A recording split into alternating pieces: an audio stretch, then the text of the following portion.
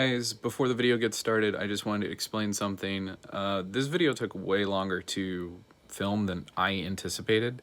And not only did it take longer to film, but then I realized how much I had droned on while making this video.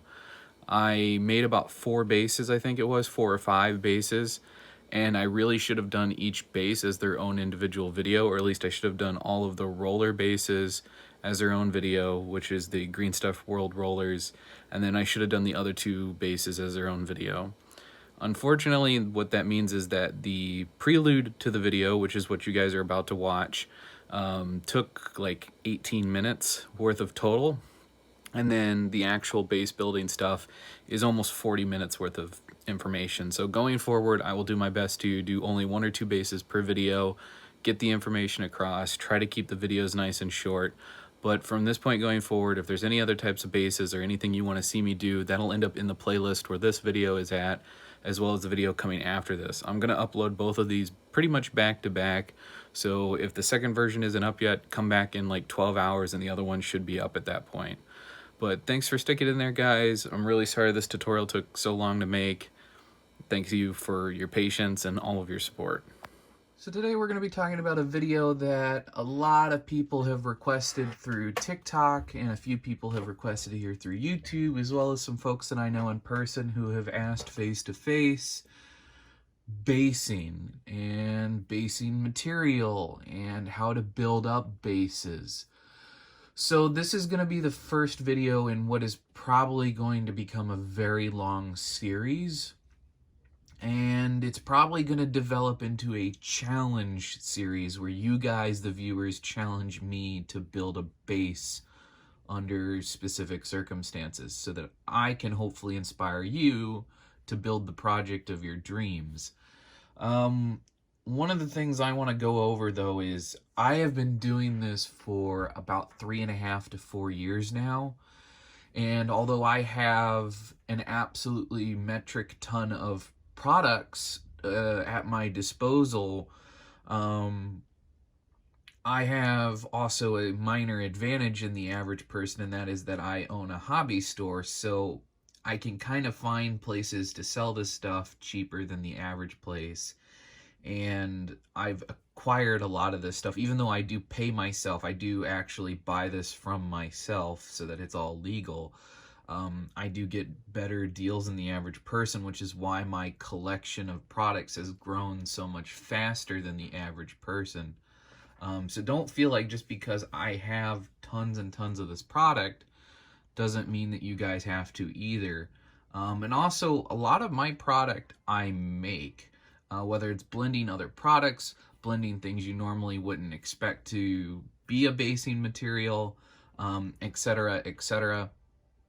So one of the big things that I have, chips of plaster work really good for basing rubble on really big models. Once you build up other basing material around it, they just look like chunks of concrete. This is just a mixture. This is a mixture that I sell in my store. It's a bunch of different grits, everything from super fine grained grit all the way up to large rocks. And I just buy these hobby rounds from Gale Force 9 to put stuff in, but I also buy their products. So like, yeah, this is one of their products. This is their Marsh blend. And honestly, between Marsh and Farmland, this is one of the best products. I don't really have the ability to make a product that looks this good, so I just buy it. But if I've got the ability to make something, I mean, this is a fine powder for snow effects and a whole bunch of other stuff. I've got some chunky foam flock, some bigger chunk foam flock. This is supposed to be for like oranges and apples, which once you add some minor paint to them, they really are the scale for that sort of thing. I have a lot of static grasses and static grass tufts. I've got flowers. One of the big things, though, also is tea, and it doesn't necessarily have to be peppermint or this brand, but cheap tea can be used for forest floors and that sort of thing.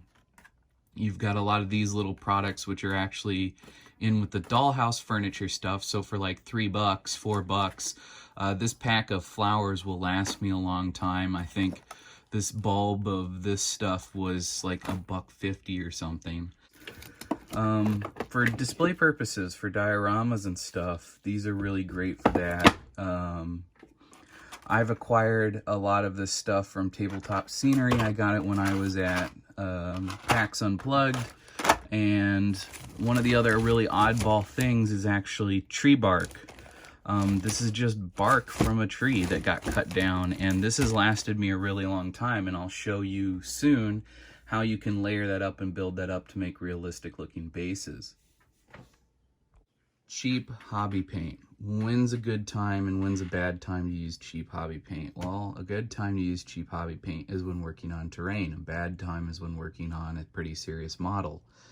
It's important to invest in good quality paint for your models, but with bases, you can kind of put paint on a little thicker, and you can save your hobby paints for weathering and doing extra fine detail work, whereas you can just bulk out colors.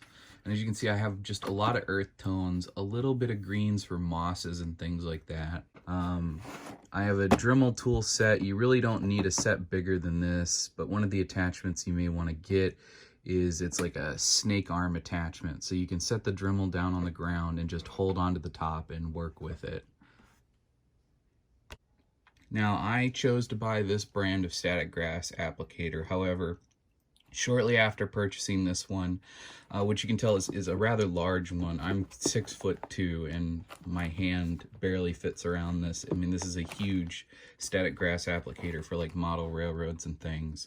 And it comes with everything you see here, including all these samples. But honestly, at this point, Woodland Scenics makes a comparable product, and I would much sooner buy Woodland Scenics. However, it was not available at the time when I purchased this one. This was a very expensive purchase.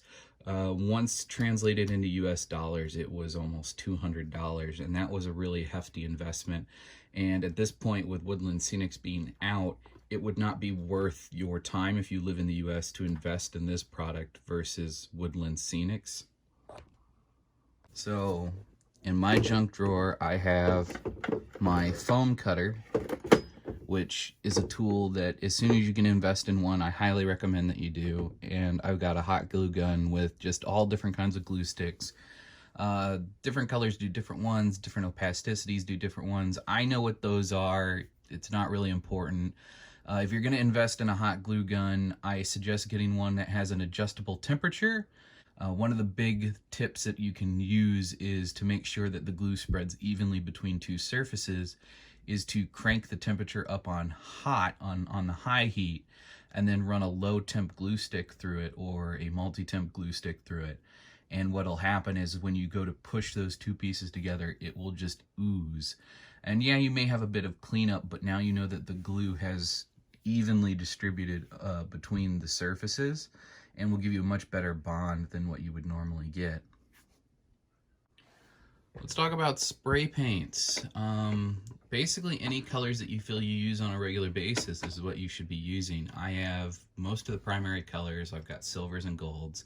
As you can see, I have Loctite spray super glue for when I'm using flocking.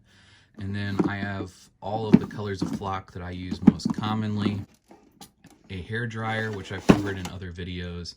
The hair dryer is mainly so that it can speed things up, so that you can put some stuff together, start the curing process, get it dry enough to put another layer on top, and just keep moving forward and to keep working.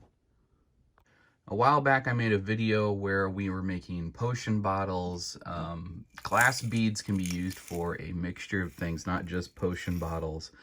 You can use them for all kinds of things, from gemstones all the way to lights and lanterns. They're just super useful. Keep an eye out at garage sales, at craft stores. Anytime you see some really oddball stuff on sale, just go ahead and scoop them up. That's what I do. There's tons of stuff in here. I'm never gonna run out, but I'm always looking for more. As you can see, some of those cone-shaped ones in there I use as trash cans. Some of the other big ones I use as detail pieces. And it's just a great thing to have in your arsenal. Foam. There's different kinds of foam. This is a hobby foam. You can get this at a dollar store. You can get this at a craft store. And it can be used for a lot of things, like what we're going to be using it for today. I've gone ahead and pre-scored this tile mark. I've measured everything out so the tiles should be equal distance, and then just taken a razor blade and gone along the lines and just cut the lines after marking them with a pencil. We're going to hit this with a hair dryer, which will open up these cracks and crevices a bit more, which will allow it to take a wash better. And I'm going to show you how to do fancier tile work that is easily repeatable so you can do it on a whole army. As well as we're going to do some Nurgle bases and how to use extra bits to really make your bases pop, as well as core foam, poster board, whatever you want to call it. Whether you peel the paper off, use it as is, this is an absolutely amazing product. It's super cheap. You can use it for making walls, you can use it for making cover, you can use it for making terrain, you can use it for all kinds of little bits and bobs. It's super easy to carve, it's super easy to work with, it takes glue really well. About the only thing you can't use with this is super glue, and even then if you seal the edge you can super glue it down. It's just a really, really wonderful product, and it's super easy to use. Something we haven't touched on is this. This is from a Green Stuff World stamp. This is just green stuff, and the roller has been rolled over the top to make this stamp. I'm going to show you how to use stamps properly, in my opinion. It's one thing if you're using a stone texture and you want the whole thing covered, but there is definitely a way to layer products on top of one another to make things look better and to make things look more realistic. There's nothing wrong with just doing this and stopping and gluing your model to this, but there's a way to take this to the next level, and there's a way to really make this look special with a minimum amount of effort and a minimum amount of product. And that's really what today's video is about. We're not really going super into detail on how I'm doing things. Today's video is about layering products together, how to mix products, whether it's cheap products or expensive products, how to get the most bang for your buck so that the final product that you end up with is worth showing off. It's one thing to have a whole army based the same, and yeah, that looks good, but to have them based the same with really solid bases that not only attract to the model, but add to the model. So that's what we're going to be doing today. We are not going to be doing snow bases today, although if that's something you want to see, feel free to leave that in the comments below, and I'll be more than happy to do that as its own video. But I've done enough talking at this point. I'm just going to kind of ramble through as I work on this so you guys can see my thought process and how I do this and how I layer up these products. And let's get on with the rest of the video.